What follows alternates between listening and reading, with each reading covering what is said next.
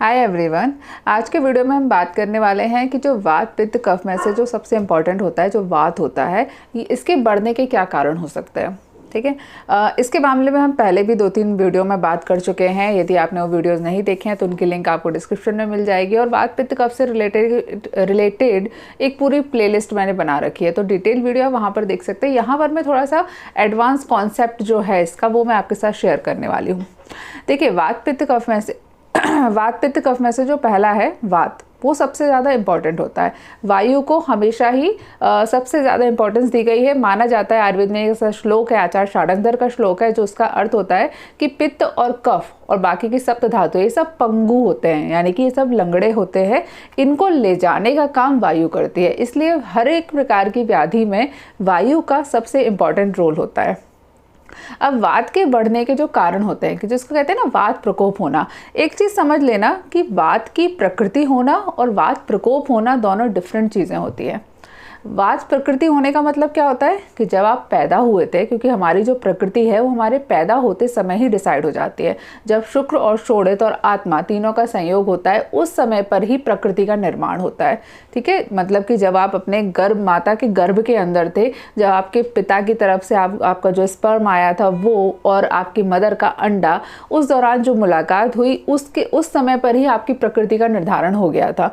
तो वात प्रकृति है, कफ प्रकृति है। जब बोलते हैं ना कि हमारी थोड़ी वात प्रकृति है, तो ये उस प्रकृति के लिए होता है जो कि बचपन में निर्धारित हो गई है, जिसमें आप कुछ नहीं कर सकते और ये पूरी जिंदगी भर आपकी यही प्रकृति रहेगी। एक तरीके से बोल सकते हैं कि ये आपका डीएनए है। ठीक है, ये आप चेंज नहीं कर सकते। तो ये तो हो गया आपकी प्रकृति का। ठीक, लेकिन एक चीज़ होती है, इसको बोलते हैं वात प्रकोप होना, हमारे शरीर में वायु का बढ़ जाना। इसके क्या कारण होते हैं? वायु के बढ़ने के 2 इम्पॉर्टेंट कारण आयुर्वेद में बताए गए हैं। पहला कारण जो ज़्यादा कॉमन है, जो सब लोग जानते हैं, कि इस प्रकार के आहार विहार का सेवन करना जो कि वायु को बढ़ाते हैं। आहार विहार कौन से हो गए? वायु क्या होती है? रूक्ष होती है। तो ऐसी चीज़ें खाना जो कि रूक्ष होती हैं। ठीक है, बहुत ज़्यादा ड्राई खाना खाना, बिल्कुल जिसमें कोई भी ऑयल अमाउंट नहीं है, उन चीज़ों का सेवन करना, तो उससे वायु ज़्यादा बढ़ जाती है। ठंडा भोजन खाने से, ठीक है, क्योंकि वायु का जो प्रभाव होता है, जो गुण होता है, जो उसका शरीर के अंदर प्रभाव आता है, वो होता है शीत, ठंडा। तो जब हम ठंडी चीज़ें खाते हैं तब भी वायु बढ़ जाती है। ठीक है, उसके बाद कुछ रस होते हैं, कटु तिक्त कषाय, ये 3 रस ऐसे होते हैं जो कि वायु को बढ़ाने का काम करते हैं। तो जो व्यक्ति बहुत ही ज़्यादा कटु मिर्ची वाली भोजन खाते हैं, बहुत कड़वा भोजन खाते हैं, कषैला भोजन खाते हैं, उनके अंदर भी वायु बढ़ जाती है। ठीक है, ये हुए सिंपल से कारण जो जनरली ज़्यादातर लोग जानते हैं। इसके अलावा एक और कारण होता है इसका, जो है मानसिक, क्योंकि वायु किससे ज़्यादा बढ़ती है? जो लोग बहुत ज़्यादा काम करते हैं, बहुत ज़्यादा मेंटली काम जो करते हैं। फिजिकली काम करने से वायु बढ़ती है, बिल्कुल सही है, लेकिन वहाँ पर वात के साथ में पित्त और कफ का भी कुछ ना कुछ प्रभाव रहता है। लेकिन जब व्यक्ति मेंटली काम करते हैं, उनमें वायु बढ़ जाती है। और आजकल के लोगों में क्या होता है? ज़्यादा काम कौन सा हो गया है? मेंटली हो गया। बहुत ही कम लोग हैं जो केवल फिजिकली वर्क कर रहे हैं। ठीक है, मतलब वो है हमारे किसान भाई बंधु हैं, हमारे मजदूर लोग हैं, ये लोग काम कर रहे हैं, लेकिन मेंटल काम करने वाले लोग भी काफ़ी ज़्यादा हैं। कंप्यूटर के ऊपर 24 घंटे बैठे रहने वाले लोग बहुत ज़्यादा हैं, मोबाइल पे काम करने वाले लोग बहुत ज़्यादा है। आजकल जो वर्क फ्रॉम होम हो गया है ना, उसमें भी पूरे दिन कंप्यूटर के सामने स्क्रीन पे बैठे रहते हो और काम करते रहते हो। और अगर बाई चांस अगर कंप्यूटर के सामने नहीं भी काम कर रहे हो, तो मेंटल टेंशन इतना ज़्यादा है, चिंता बहुत ज़्यादा है, अध्ययन बहुत ज़्यादा है, बातचीत करने की जो हैबिट है कि कंटिन्यूस बोलना है, कंटिन्यूस किसी और के सामने कुछ प्रेजेंट करना है, ये सारी जो लाइफ स्टाइल होती है, इसकी वजह से भी वायु आपके शरीर में बढ़ जाती है। लेकिन ये दोनों ही चीज़ें, चाहे वो आहार से रिलेटेड हो या हमारे विहार से रिलेटेड हो, ये कॉमन है, ये जनरली लोगों को पता होता है। और दूसरे भी यूट्यूबर्स हैं और दूसरे आयुर्वेद डॉक्टर हैं, वो आपके साथ शेयर करेंगे। लेकिन वायु के बढ़ने का एक और बहुत इंपॉर्टेंट कारण होता है, जो कि आयुर्वेद में ज़्यादा इंपॉर्टेंस बोला गया है जिसके लिए, वो होता है स्त्रोतस अवरोध का होना। स्त्रोतस अवरोध का मतलब क्या है, ये आप समझ लो थोड़ा सा।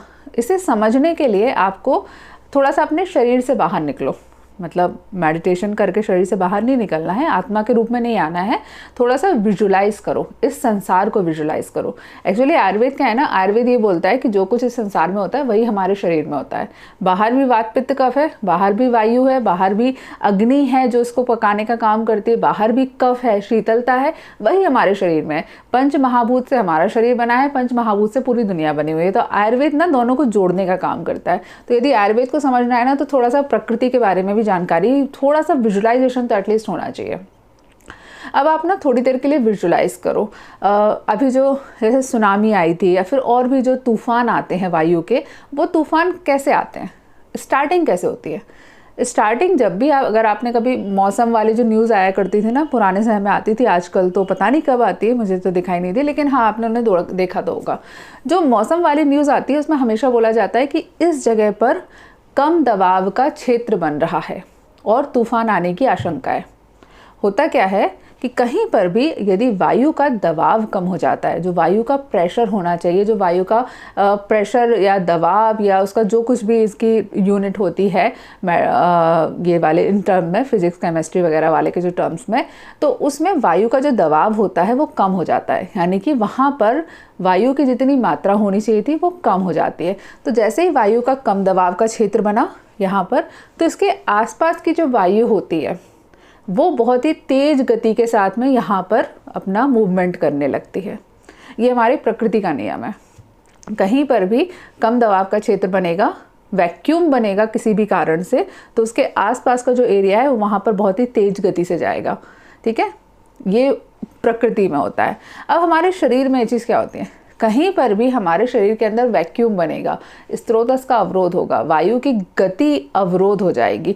वायु की गति होनी थी, एक स्रोतस से दूसरे स्रोतस तक जाना था, एक जगह से दूसरी जगह तक वायु की नॉर्मल गति होनी थी। बीच में आपने पित्त का, कफ का अथवा सप्त धातुओं में से किसी भी चीज़ का अवरोध डेवलप हो गया। अब वहाँ पर अवरोध डेवलप हो गया तो क्या हुआ, वायु ब्लॉक हो गई। वायु ब्लॉक हो गई मतलब वायु का दबाव का क्षेत्र कम हो गया। वायु के दबाव का क्षेत्र कम हो जाएगा तो क्या होगा, आसपास तेज गति से वायु मूवमेंट करेगी, जिसकी वजह से आपको वात प्रकोप के लक्षण महसूस होंगे। ये कॉन्सेप्ट ज़्यादा इम्पॉर्टेंट होता है चिकित्सा की दृष्टि से। ठीक है, आम व्यक्ति के लिए इतना ज़्यादा इम्पॉर्टेंट नहीं है, लेकिन जो लोग भी चिकित्सा करना चाहते हैं, अपने शरीर को समझना चाहते हैं और अपने शरीर की प्रकृति, वात पित्त कफ के स्टेटस को समझना चाहते हैं, उनके लिए ये कॉन्सेप्ट को समझना बहुत ज़्यादा ज़रूरी है। जब कभी भी शरीर में कहीं पर भी कफ का, पित्त का अथवा सप्त धातुओं में से किसी का, अथवा जो मल होते हैं, 3 मल होते हैं आयुर्वेद में, मल, मूत्र और स्वेद, इन 3 मल को बोला गया है, इसका कहीं पर भी अवरोध डेवलप होगा, कहीं पर भी ये ठोस रूप में इकट्ठे हो जाएंगे, कहीं पर भी ये वायु की गति को अवरोध करेंगे, वहाँ पर आपको वात प्रकोप के लक्षण दिखाई देते हैं। अब इसका प्रैक्टिकल एग्जाम्पल क्या है, प्रैक्टिकल एग्जाम्पल होता है जब जिन लोगों को हाइपर एसिडिटी वगैरह के सिम्टम्स होते हैं। हाइपर एसिडिटी के सिम्टम्स में क्या होता है, आपको छाती में जलन महसूस होगी, गले में जलन महसूस हो सकती है, लेकिन जब व्यक्ति को लॉन्ग टर्म में ये हो जाता है, किसी को 5 महीने से ऐसी दिक्कत है, 6 महीने से दिक्कत है, तो ये बढ़ा हुआ पित्त क्या रहता है, शरीर के अंदर एब्जॉर्ब होने लगता है। ठीक है, शरीर के अंदर एब्जॉर्ब हो जाता है तो पित्त बढ़ जाता है। जब शरीर के अंदर पित्त बढ़ जाता है तो कहीं ना कहीं जाकर के स्रोतस अवरोध कर देता है, कहीं ना कहीं जाकर के ब्लॉकेज करता है। जब ब्लॉकेज करता है तो लॉन्ग टर्म में आप ध्यान रखना, जितने भी हाइपर एसिडिटी के लॉन्ग टर्म के पेशेंट होते हैं उन सभी को बाद में सिर दर्द होना, हाथ पैरों में दर्द होना, पेट के निचले हिस्से में दर्द होने लगना, मन का घबराना, टेंशन बहुत ज़्यादा होना, इस प्रकार के लक्षण आने लगते हैं। अब ये एक साइकिल है, पूरी लूप होल है जिसमें इंसान फंस जाता है कि ज़्यादा टेंशन लेने से आपके शरीर में पित्त बढ़ाता है, इस पित्त के कारण स्रोतस अवरोध हुआ, इस स्रोतस अवरोध के कारण वायु का ब्लॉकेज हुआ, वायु का ब्लॉकेज होने से आपकी टेंशन और ज़्यादा बढ़ गई, आपके शरीर में कमज़ोरी, थकावट के लक्षण और ज़्यादा आने लगे, और ज़्यादा आने लगे तो और ज़्यादा टेंशन हुई, और ज़्यादा टेंशन हुई तो और ज़्यादा पित्त बढ़ा। मतलब ये एक पूरा लूप होल, ये एक सर्कल है। इसको समझ लोगे, यदि इस सर्कल को आप समझ लोगे ना कि कौन सी चीज़ किसके साथ में कैसे कनेक्ट करती है, तो आप अपने आप को ठीक रखना चालू कर दोगे। थोड़ा सा अपने शरीर के ऊपर ध्यान देना चालू कर दोगे कि कौन सी चीज़ किस तरीके से दूसरी चीज़ को इनिशिएट करती है, एक दोष किस तरीके से दूसरे दोष को भी प्रभावित करता है। तो जब हम लोग बोलते हैं ना कि हमारे शरीर में वायु बढ़ी हुई है, तो वहाँ पर 2 कारण हो सकते हैं, इसको हमेशा ध्यान रखना। और जब कभी भी खास तौर से आप खुद अपना ट्रीटमेंट करो या किसी से बात करो या अपनी डिसीज़ के बारे में बात करो, तो इन चीज़ों को थोड़ा सा ध्यान रखना। हो सकता है आपको वायु नहीं बढ़ी है, हो सकता है आपको पित्त का, कफ का अवरोध हो रखा है, आपके शरीर में पित्त बढ़ा हुआ है, आपके शरीर में कफ बढ़ा हुआ है, या फिर आपके शरीर में सप्त धातु में से कुछ बढ़ा हुआ है, और उस बढ़ा होने की वजह से कहीं पर भी स्रोतस अवरोध हो रहा है, यानी कि ब्लॉकेज डेवलप हो रहा है, और उस ब्लॉकेज के कारण आपको जो लक्षण आ रहे हैं वो वात प्रकोप के आ रहे हैं। ये कई बार ऐसा होता है। ठीक है, बहुत सारे पेशेंट जिनको मैं महामंजिष्ठादि क्वाथ दिलवाती हूँ या महामंजिष्ठादि रिस्ट दिलवाती हूँ, या फिर कुछ नहीं तो मंजिष्ठा टैबलेट दिलवाती हूँ, तो वो लोग अक्सर उल्टा मुझसे क्रॉस क्वेश्चन करते हैं कि भाई क्योंकि क्या होता है ना, आयुर्वेद की जितनी भी दवाइयाँ होती हैं उस पर इंडिकेशन लिखे रहते हैं, तो महामंजिष्ठादिक वात है, उसके नीचे आपको लिखा हुआ मिल जाएगा कि दांत खाज खुजली चर्म रोग में उपयोगी होता है और स्किन डिसऑर्डर में उपयोगी होता है। इस प्रकार से कुछ ना कुछ लिखा हुआ मिल जाएगा। तो कई बार लोगों को ऐसा लगता है कि ये दवाई केवल स्किन डिसऑर्डर में काम करती है और डॉक्टर नेहा ने गलत दवाई हमको दे दी है, इसका तो कोई उपयोग ही नहीं है। कई पेशेंट इस प्रकार के क्रॉस क्वेश्चन करते हैं। तो हमेशा ध्यान रखना, जैसे महामंजिष्ठादिक वात है, मैं बहुत प्रेफर करती हूँ इसको, बहुत हर दूसरे पेशेंट को मैं दिलवाती हूँ। उसका कारण है कि ये क्या करता है, ये स्त्रोतस अवरोध को दूर करने के लिए बहुत अच्छा है। ये कहीं पर भी शरीर में स्त्रोतस का अवरोध हो रखा, उसको दूर करने में बहुत अच्छा होता है। इसकी वजह से मैं कई अलग अलग पेशेंट को, कि हड्डियों का दर्द है तो भी दिलवा देती हूँ, हाइपर एसिडिटी की ज़्यादा प्रॉब्लम है तो भी दिलवा देती हूँ। उसका कारण ये कि स्त्रोतस अवरोध को दूर करता है। तो जब कभी आप लोग अपने ऊपर कुछ डिस्कशन करो या फिर कुछ एनालाइज करो, अपने ऊपर समझने की कोशिश करो, तो हमेशा ध्यान रखना कि क्या आपके शरीर में वास्तव में वात बढ़ी हुई है या फिर आपके शरीर में कफ और पित्त बढ़ा हुआ है और कफ और पित्त बढ़ने के कारण स्त्रोतस अवरोध डेवलप हुआ है और उसकी वजह से आपको वात प्रकोप के लक्षण दिखाई दे रहे हैं। ठीक है, ये कॉन्सेप्ट थोड़ा सा डीप है, समझने का प्रयास करना, मज़ा आएगा इसको समझोगे और फिर अपनी लाइफ को थोड़ा सा एनालाइज करने का प्रयास करोगे तो मज़ा आएगा आपको। चलिए, आज के लिए इस वीडियो में इतना ही। यदि आपको आयुर्वेद के कॉन्सेप्ट पसंद आ रहे हैं तो प्लीज़ कमेंट करके ज़रूर बताइएगा। सिर के ऊपर से बाउंसर जा रहा है तो भी कमेंट करके बता दीजिएगा, तो थोड़ा सा वापस हम निचले स्तर पर आ जाएंगे, बेसिक पे आ जाएंगे फिर से वापस। तो कमेंट करके ज़रूर बताइएगा। चलो नेक्स्ट वीडियो में मिलते हैं, तब तक के लिए stay healthy and be happy. Good bye.